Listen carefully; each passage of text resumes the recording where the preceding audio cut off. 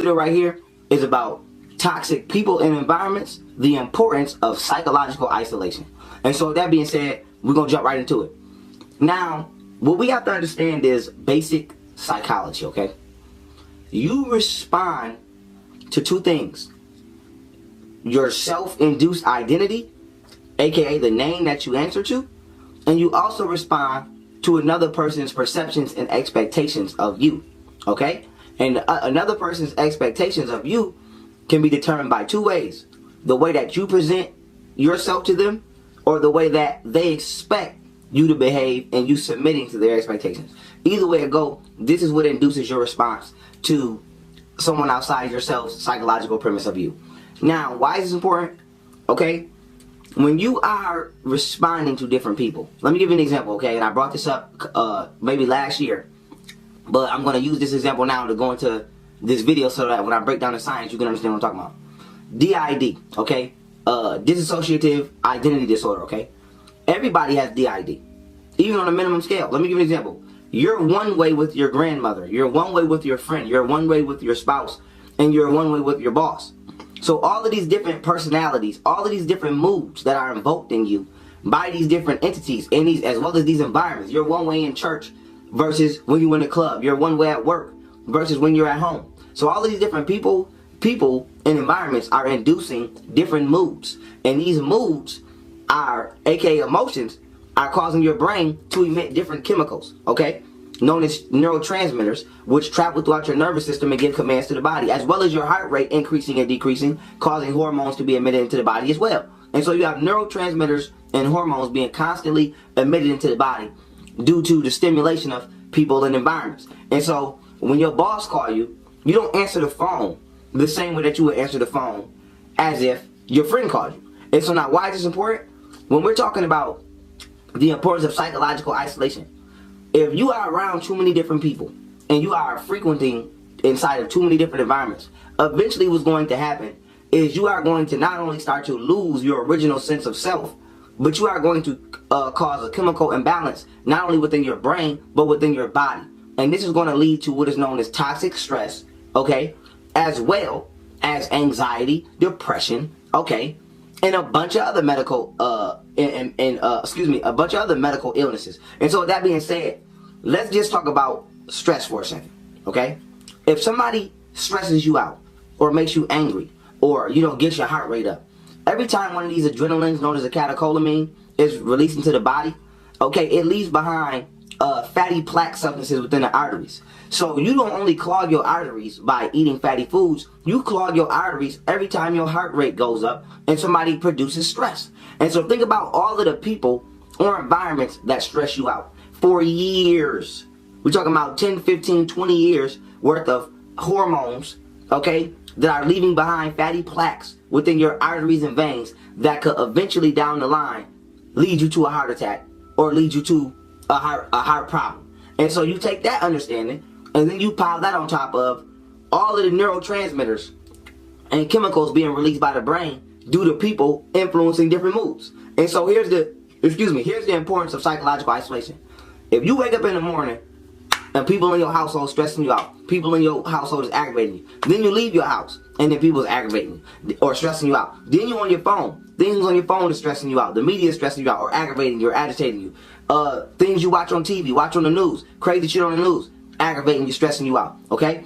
And then you go do whatever you want finna do in a day. If you late somewhere, you worried about being on time, you under stress, you're aggravated, you're being stressed out. You got all of these different chemicals being released in the brain constantly underneath negative pretenses of stimulation on a daily basis, okay? That's just your everyday routine. That's not even on top of the people in your immediate and outside your immediate life who invoke different moods and aspects of you.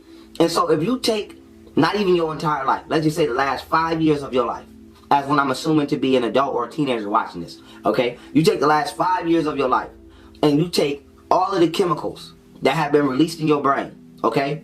And you compile that with all of the chemicals, okay, that they're combining with in regards to the food that you eat, in regards to the fact you don't release them because you don't stretch, you don't do yoga, you don't do anything to detoxify yourself, okay? And then you come to the understanding and the science and the scientific understanding of the premise of how you yourself are becoming a toxic person, Okay? And so now what this starts to do is this is how people start to feel like they're being driven crazy, or you're starting to lose your mind, or you're starting to stress. And once again, this is called toxic stress. And so what happens is the brain starts to disengage from stimulation from the environment so that it can produce less chemicals because it's becoming chemically imbalanced. And so what happens is you start to live your life every day robotically because consciously your mind is trying to disengage from the sources of stimulation, which are causing it to overproduce chemicals, okay, that are having a negative effect on yourself as an organism. And so now you start to become robotic, you start to become unemotionally attached, and you start to lose yourself, okay? And then a lot of people think that you fall into places of anxiety or depression. That doesn't always happen. Sometimes you become void emotionally because your consciousness is trying not to associate with a potential situation that could cause your brain to release these chemicals that are actually working against you. And so what y'all don't realize is a lot of these chemicals are for fight or flight. A lot of the chemicals that you release every day, just by watching stuff on the news or just by getting that phone call from that specific person who aggravates you, these same chemicals are supposed to be released when you're finna get mauled by a grizzly bear or something. And so we releasing these chemicals every day due to stressful situations and just dealing with too many people and just dealing with too much toxic people, okay? Why do you think we call it a person toxic or an environment toxic? What is a toxin? A toxin, okay, is a radioactive or unhealthy form of chemical, okay? When you're interacting with another person, we call that what? Chemistry. These words are not used on accident, okay? Certain people cause you to release certain chemicals. We know you put two chemicals together, you might get water or oxygen. You put another two chemicals together, you might create an explosion. And so you have to look at people in your life, okay, and actually assess them for the potentiality of what what chemical bonds, through what chemical bonds are you creating? Are people helping you create oxygen and H2O, or are they helping you create bombs? Okay, and so 9 times out of 10, the things that we're seeing is stimulating explosions, okay, inside of us, and these explosions are taking place over 5, 10, 15, 20, 30, 40 years, and then we got people to the point where they've become so imbalanced in their minds that not only can't they think straight, not only is this weighing down on their health, but now they're becoming consciously detached and disassociated from the potential experiences of life, okay, because their brain is trying to perform an automated mechanism which will help cause itself not to overperform in chemical production. And also, this leads to underbrain development, because now, if you're in school, okay, you need your brain. You need your brain cells to be healthy. But when you're stressed out, not only do you start to disassociate yourself from things, okay, your brain stops developing, okay? So how many people on the planet Earth today have underdeveloped or brain development on pause due to stressful stimulus being manufactured within their environment? And then on your personal life, okay, not only can you potentially clog your own arteries, not only can you potentially damage or imbalance your own brain, you're killing yourself. I did a video months ago, I don't know how long ago I did a PAU, Farrell Island University. It was called Biological Immortality, and I spoke on how to become biologically immortal. And I broke down how your DNA has at the end of it what is known as telomeres. And telomeres are like a wick on a candle which determine your life. And the way that you live longer is you go through certain things, one specifically being controlling your heart rate frequency so that your telomeres duplicate and that wick on that candle, hypothetically speaking, burns at a slower rate, okay? But stress increases your heart rate. It increases the level of, or the volume of cell duplication, and it increases the level of telomere depletion. And so you're actually dying faster by being stressed out. This is a fact. Nobody's making this up. And so you have to psychologically isolate yourself from people, not just because of all of these reasons I just mentioned. Not only just because of all of these reasons I just mentioned, but also because you have to be able to come back to your original train of thought in yourself. And so a lot of the times we don't realize how we lose ourselves. And we lose ourselves by dealing with too many people in a manner which requires us to not actually be ourselves. You can't be yourself at work.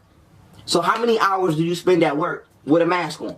You can't be yourself at school. How many hours do you spend at school with a mask on? Some of y'all can't even be yourself at home. So you spend out of 24 hours a day let's say you sleep 6. You spend at least 18 hours a day as somebody that you're really not. And so not only are you biochemically, creating a nuclear bomb within yourself, but psychologically, you're giving yourself DID, dissociative identity disorder. Because now you're becoming comfortable living in a construct of a psychological premise that's not actually you.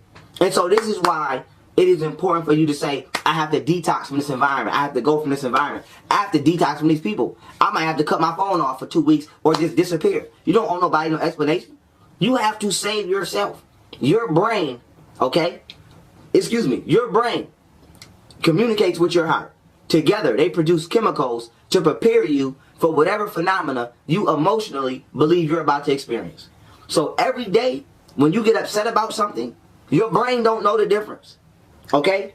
Your heart don't know the difference. It's like your car. If you go 50 miles per hour in your car, or you go 80, or you go 100, your car don't know if you're running from somebody. Your car don't know if you're in a high-speed chase. Your car just know I'm going as fast as I'm being told to go. Okay? It doesn't think on its own. You control the car. Okay?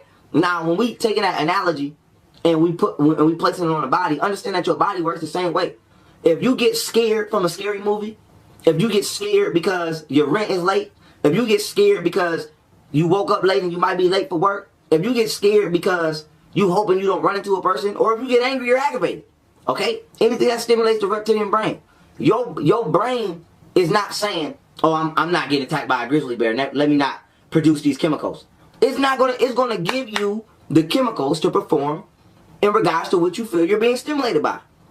And so what we're not understanding is not only are these chemicals being produced, we're not allowing them to be produced when they should be, because we have so much stimulation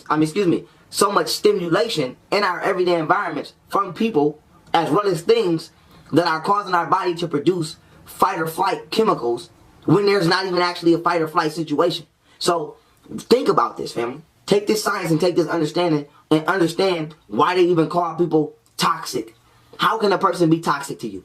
Because your interaction with this person or your chemistry with this person is causing chemicals to become produced, and not only in an unhealthy manner, but in such a mass manner, in a mass volume, that you're becoming literally chemically imbalanced within your own self. And this leads to psychological problems, anxiety problems, depression issues, and a bunch of other issues. But I'm just naming the main 3. So when you start to feel like things are too much, or people are too much, or you finna have a nervous mental, what do you think a mental breakdown is?